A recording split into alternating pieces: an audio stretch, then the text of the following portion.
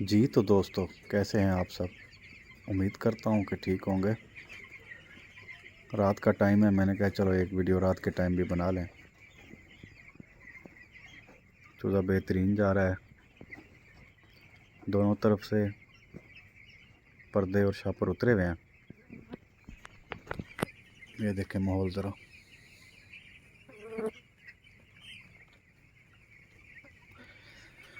अच्छा, एक और चीज़ आपको बतानी थी कि ये देखें, ये इनकी बीठें हैं, तो ये मुकम्मल हज़म हो के खुराक निकल रही है। ये देखें, बाज़ बीठों में पानी होता है या वो गंदी होती हैं ज़्यादा। ये निशानी होती है कि खुराक हज़म हो रही है और चूज़ा जो है ना अपनी सेहत के ऊपर खुराक लगा रहा है। तो इसको देखते रहा करें, इससे चूज़े की ग्रोथ का भी अंदाज़ा होता है और तकरीबन बीमारियों का भी पता चल जाता है।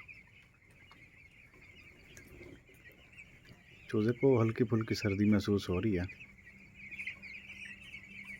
ये देखें इकट्ठा हो रहा है, ये निशानी होती है। वो सामने देखें, वहाँ भी जमा हुआ है। तो ये जब जुड़ के बैठते हैं तो इसकी ये निशानी होती है। वो सामने भी जमा हुआ है।